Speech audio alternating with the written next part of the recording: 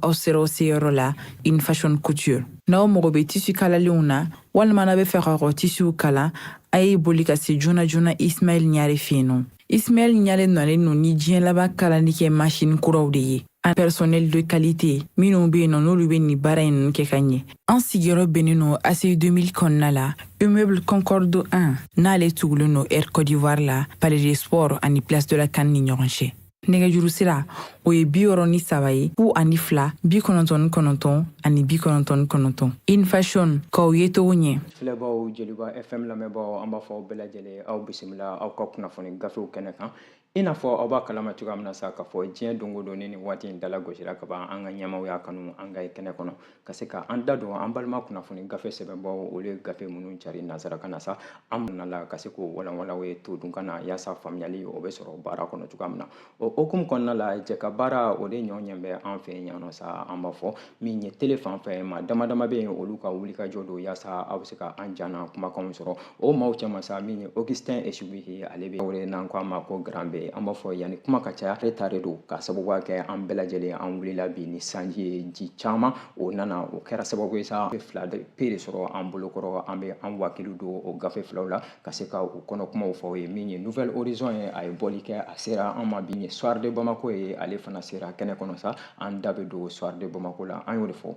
yanni kuma ka caya kisɛ ka kala aw minnu bɛ su fara tile kan n'aw bɛ sɔgɔlen Joliba FM ni Joliba TV News la an b'a fɔ a ye tuguni ko aw ni ce danaya la aw bisimila kunnafoni gafew kɛnɛ kan an t'a bila dagerenda la koyi an b'a daminɛ ni Nouvelle Horizon yɛrɛ ye a min ye jamana in kɔnɔna la min ye wulikajɔ kɛ wulikajɔ min kɔnɔna la sa ni a y'a da don min ye an ka finitigiw jɔ kɛ wulikajɔ min kɔnɔna la sa ni a y'a da don min ye an ka finitigiw n'o ye famaw olu ni groupe terroriste olu ni ɲɔgɔn cɛ la an b'a dɔn k'a fɔ min ye groupe terroriste olu ni famaw a jɔnyɛlen don u bolo ka jija kosɛbɛ kosɛbɛ an bɛ waatinin mun na i ko sisan sa o hukumu kɔnɔna la min ye Cheikh Umaru Konare sa ɲininkaliw tɛnkɛba belebeleba ye olu ka wulikajɔ tagabolo kɔnɔ fo ka na se alliance min fɛɛrɛ bɛɛ lajɛlen sigi sen kan sa yaasa sigikafɔ ko o de ka kɛ min ye Mali gouvernement laɲinina ko ni o tɛ ka ban ko gɛlɛya belebeleba ko o laɲinina ko ni o tɛ ka ban ko gɛlɛya belebeleba ko o tɔ ko o de bɛ sinsin ka sababu kɛ ko dɔ kɛra min ye mugu ci la dɔ kɛra kɛlɛ tagabolo kɔnɔna la an bɛ don min na i ko bi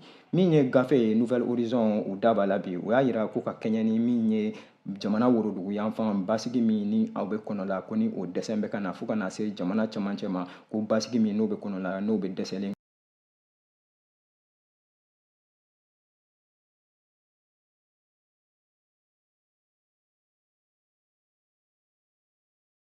Gana di ka ɲɛsin min ye an ka finitigiw olu ka wulikajɔ ma an bɛ don min na i ko bi ko ka kɛɲɛ ni min ye nin wulikajɔ in ye sa ko a y'a yira k'a fɔ ko min ye Teza Watène n'o o bɛ Kidali mara kɔnɔna la ko wulikajɔ min ni o bɛ senna yen nɔ kɛrɛnkɛrɛnnenya la an ka finitigiw fɛ Cheikh Umaru ale ka ɲɛfɔli don ko a y'a yira sa k'a fɔ ko o wulikajɔ min ni o bɛ senna an ka finitigiw fɛ k'a kɛn bɛ siyɛkili saba sɔrɔ i n'a fɔ Cheikh Umaru a b'a ɲɛfɔla cogoya min na a y'a yira sa k'a fɔ ko ɲɛfɔli kɔni kɔnɔna la ko min bɛ yen nɔ ko ni siga tɛ o la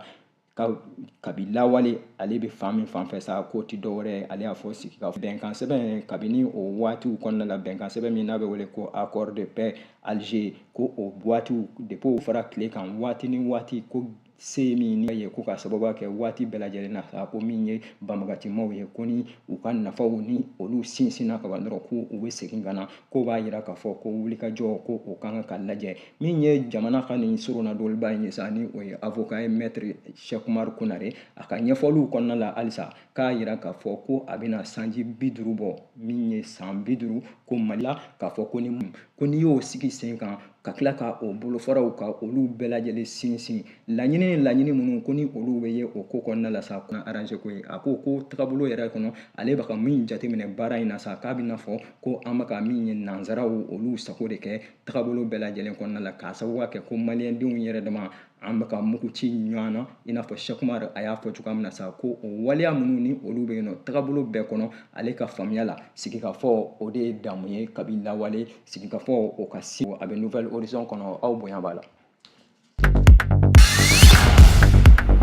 a bɛ waatinin bɔ hakili la jiginna olu ka baaraw k'u ɲɔngirilen don ko bari yamaruya dira sa an bɛ don min na i ko politikimaaw u bɛ se k'u sen don baara ninnu tagabolow kɔnɔna la ka ɲɛsin min ye Nouvelle Horizon ka ɲɛfɔli ma ko ka kɛɲɛ ni o waleya in tagabolo kura in ye sa ko parti min n'o tun ye jamanakuntigi kɔrɔlen Ibrahim Boubacar Keita Ala ka hinɛ a la ale ka parti ni o bɛ wele ko RPM ko u bɔra dadelen ten koyi ko ka sababuya kɛ ko min ye don tɛmɛlenw ni ka sɔrɔ ko Kuluba Palais de Kuluba ni o tun bɛ kalifalen min ye RPM na ko waati jan kɔnɔna la mun ye RPM ye ko u dadelen don ko bari an bɛ don min na i ko bi sa kɛrɛnkɛrɛnnenya la ko sibiri tɛmɛlen ko min ye u yɛrɛ ka parti dagayɔrɔ min ni o bɛ sigilen Korofina Bamako waleya minnu ni u y'u sinsin a kan national min ni o bɛ RPM kɔnɔ u y'a yira gafe y'a yira sa Nouvelle Horizon a ka bi bɔli la ko ka kɛɲɛ ni min ye ɲɛmaa min ni o bɛ RPM kunna an bɛ don min na i ko bi n'o ye u ka président yɛrɛ ye sa ko baara in bɛɛ lajɛlen tun bɛ kalifalen ale la n'o ye Dr Bokari Tereta ye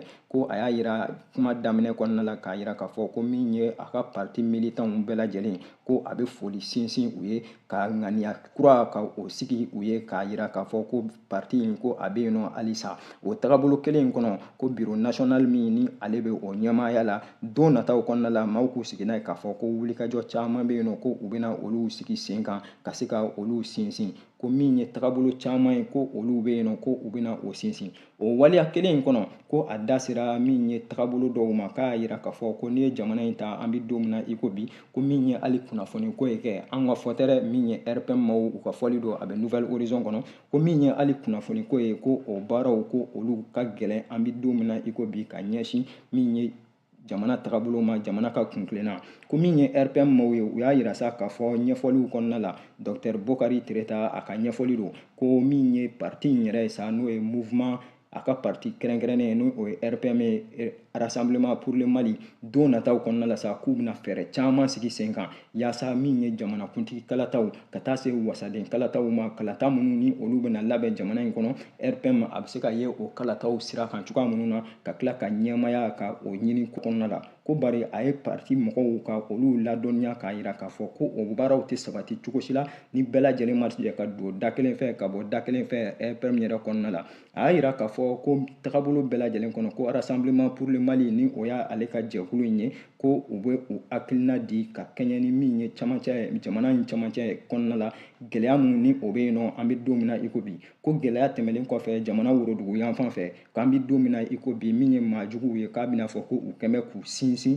min ye jamana camancɛ yan fan kan o hakilina la min ye RPM maaw ye u y'a yira sa k'a fɔ ko olu ka militants kɛrɛnkɛrɛnnenya la k'u bɛ wele bila u ma ko bɛɛ lajɛlen ka jisumani kɛ i koliji la ka jateminɛ belebeleba kɛ yaasa i kana taa ye waleyaw kɔnɔ waleya minnu n'o bɛ jamanadenya ka o lagosi ko welekan belebeleba RPM bɛ o bila ka ɲɛsin jamana ɲɛmaaw ma ko u ka jɛ u kana maa si kɛ den kɛrɛfɛ nin ko kɔnɔna la u ka jɛ ka file fiyɛ bɛɛ lajɛlen fɛ an bɛɛ ka taa sira kelen fɛ k'a bɛ kɛ sababu ye sa min ye se ye min ni o bɛ ka ɲini ka ɲɛsin maajuguw ma o bɛ se ka sɔrɔ cogoya minnu na a ka ɲɛfɔliw la k'a y'a yira sa k'a fɔ ko min ye Seku Ɲamɛ Bacili ko wulikajɔ bɛɛ lajɛlen kɔnɔna la sa fɛɛrɛw ka ɲini o ka kow tagabolo kɔnɔna la lajɛliw ka kɛ lasɔrɔli ka kɛ yaasa faamuyali o bɛ se ka sɔrɔ cogoya minnu na a bɛ Nouvelle Horizon kɔnɔna la sa fasiri min ni an da filɛ a la sa ni o ye Nouvelle Horizon ka nin fasiri in ye u ye ɲɛfɔli min kɛ RPM ka wulikajɔw la sa a fasiri bɛɛ lajɛlen a farala ɲɔgɔn kan maa min fɛ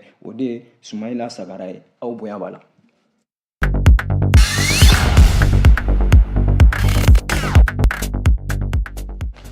An bɛ bɔ Nouvelle Horizon kɔnɔ k'an ɲɛsin nin waati in na Soir de Bamako ma kɛ Soir de Bamako a fana ye bɔli kɛ a da bɛ waleya wɛrɛ la i n'a fɔ an tun y'a fɔ sanfɛ cogoya min na ale y'a yira sa k'a fɔ ko min ye Nara fanfɛla ye sa ko opération de ratissage min ni a bɛ ka kɛ Muruja ko min ye an ka faamaw ye n'o ye an ka finitigiw ye ko nana k'u nana bɔ a kan k'a fɔ ko dɔgɔkun laban in na sa ko min ye maajuguw ka dagayɔrɔ caman Nara mara kɔnɔna la sa ko u ye dankari olu la ko a kɛra sababu ye sa bɛn ni kelenya min ni o bɛ ka ɲini min ye an ka finitigiw ye ko u ka ye o siraw ko bari ko nin waleya ninnu kɔnɔna la sa ko min ye narakaw ye ko a bɛna fɔ jamana kɔnɔdenw yɛrɛ ɲara kɔnɔdenw yɛrɛ ko maa caman jɔrɔla maa caman siranna nin waleya ninnu kɔnɔ baganw ye olu ma to a kɛnɛ kan cogo si la ko wa min ye amow ye o tɛ dɔ wɛrɛ ko ye maajugu ninnu wagati ni wagati u bɛ bugufiyɛni minnu dilan ko olu si ni wulikajɔ in ye ko Mali finitigiw ko ko balalen o be ko sudalen sa koy k'u balila ka wuli ka jɔ de sabati nin ko kɔnɔna la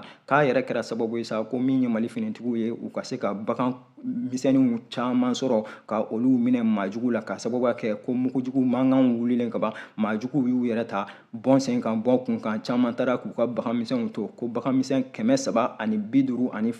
n'i y'a jate kɛra ko balalen Muruja mara kɔnɔna la Nara fanfɛ sa ko wulikajɔ do wulikajɔ min ni Mali finitigiw ni u y'u sinsin a kan kosɛbɛ kosɛbɛ ko k'a sababu kɛ a bɛ waati bɔ u ye kunnafoniw sɔrɔ k'a yira k'a fɔ ko maajuguw dagalen bɛ nin yɔrɔ ninnu na ko waati yɛrɛ kɔnɔna la ko maatigi k'a yira k'a fɔ ko yɔrɔ min sigida min n'o bɛ fɔla tan Nara fanfɛla in sa ko ale ni Moritani fanfɛla de ka surun ko waleya caman kɔnɔna la n'i y'a jateminɛ ko ni maajuguw ni u bɔra waleyaw kalama kaban k'u b'u yɛrɛ ta ka don Moritani kɔnɔna la sariya tagabolo kɔnɔna sa ko min ye Mali finitigiw ye u ye ko bɛɛ lajɛlen sigi sen kan yaasa min ye maajugu ninnu ye ka se ka u neutraliser o ti dɔwɛrɛ ye koyi k'u bɔnɛ u ni na walima k'u minɛ ko o baara min ni u y'o sigi sen kan k'a bɛ se ka fɔ sa ko a kɛra tare tare ye hali ni k'a sɔrɔ ko population maa caman bɛ yen nɔ sa ko olu k'u siranna a ko la bari gafe y'a yira k'a fɔ ko siga tɛ min kɔni na an bɛ don a fanfɛla in ye sa baara min ni a sigira sen kan Muruja kɔnɔna la n'a bɛ wele ko opération de ratissage Mali finitigiw fɛ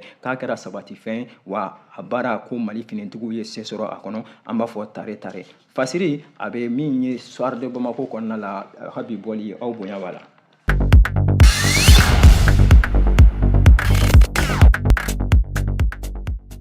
An bɛ to ale soir de Bamako kelen in kɔnɔ kɛ a da bɛ waleya wɛrɛ la koyi a y'a yira k'a fɔ ko min ye Kidali mara kɔnɔna ye sa Kidali ɲɛmaaba ni o ye Général Gamu ye ko ale ye bɔli kɛ ka ɲɛfɔli kɛ koyi ko a y'a yira k'a fɔ ko tiɲɛ tɛ bi tiɲɛ tɛ sini waleya jumɛn ko don ko dɔgɔkun in kɔnɔ ko min ye kibaruya belebeleba dɔ ye dɔgɔkun tɛmɛnen ye ko o kibaruya bɔra ka bin min ye jasiraw fɛ ka yala n'a ye kosɛbɛ kosɛbɛ k'o ti dɔwɛrɛ k'o ti dɔwɛrɛ ko k'a yira k'a fɔ ko min ye administration ye ko k'a yira k'a fɔ ko min ye administration ye ko o baaraw ko olu ta ka kɛ Kidali jamana mara kɔnɔna la bilen k'a sababu kɛ maajuguw ka wuli kɛjɔ ye ko o hukumu min ni o fɔra ka a jɛnsɛ ko min ye Kidali ɲɛmaaba ye sa ni o ye u ka gouverneur yɛrɛ Général Gamu ale de ye bɔli kɛ k'a yira k'a fɔ ko kuma min fɔra bi ko tiɲɛ t'a la bi tiɲɛ t'a la sini ko ka kɛɲɛ ni min ye laseli min ni o kɛra tɛnɛn juillet kalo o tile 29 ko gouverneur min ni ale bɛ Kidali mara kɔnɔna la Général Elhaji Aga Gamu ko ale bɔra ka kuma min ni o fɔn bɛ réseaux sociaux ale bɛ Kidali mara kɔnɔna la Général Elhaji Aga Gamu ko ale bɔra ka kuma min kan ka o galontigiya bi ka galontigiya sini k'a yira k'a fɔ ko min ye marama wulikajɔ ninnu tagabolo kɔnɔ ko maajuguw ka ŋaniyaw don ŋaniya minnu ni maa caman kan ka k'a faamu ko wa maaw kana gɔri turu a kan koyi ko n'i y'a jateminɛ ko kabini Mali finitigiw ni olu ye wulikajɔ sabati min ye Kidali fanfɛla la ka se ka o sɔrɔ ko fo Mali administration o kana cɔngɔn yen nɔ ale yɛrɛ ye Général Gamu k'a ta k'a kɛ gouverneur ye nin ko kɔnɔna la ko maa ko olu de bɛ wulikajɔ la su fara tile kan kibaruya o kibaruya bɛ yen sa ni o kibaruya tɛ kibaruya ye min ni o kan ka sinsin kibaruya o kibaruya bɛ yen nɔ ni o tɛ kibaruya ye kibaruya latiga ko u bɛ o de jɛnsɛ kibaruya latiga ko u bɛ o de jɛnsɛ yaasa ka maaw lasiran ko laban min yaasa ka maaw lasiran ko laban min ni o fɔlen filɛ nin ye an bɛ don min na i ko bi ko k'a yira k'a fɔ ko administration ko o bɛ kɔ segin na ka bɔ Kidali mara kɔnɔ gouverneur ko tiɲɛ tɛ bi tiɲɛ tɛ sini gouverneur jumɛn ko don Général Gamu a ye wele yala tiɲɛw b'u la wa yala tiɲɛw t'u la wa k'a bɛ kɛ sababu ye baara caman a bɛ nɔgɔya ko ninnu kɔnɔna la k'a yira k'a fɔ ko min ye Kidali fantan ani 4 bɛɛ lajɛlen an bɛ don min na i ko bi ko Mali ta don sira bɛɛ lajɛlen fɛ wa ko min ye Mali ka administration n'o ye an ka cakɛdaw ye ka na se an ka baaraw tagabolow ma ko o bɛɛ lajɛlen bɛ ka sabati min ye Kidali kɔnɔna la i n'a fɔ laɲini b'a kofɔ cogoya min na réconciliation hakilina ale ni cohésion sociale o baaraw bɛɛ lajɛlen b'a fɔ cogoya min na Gamu ale ka ɲɛfɔli don fasiri an y'a bɔ soir de Bamako kɔnɔ a ka bi bɔli aw bonya b'a la.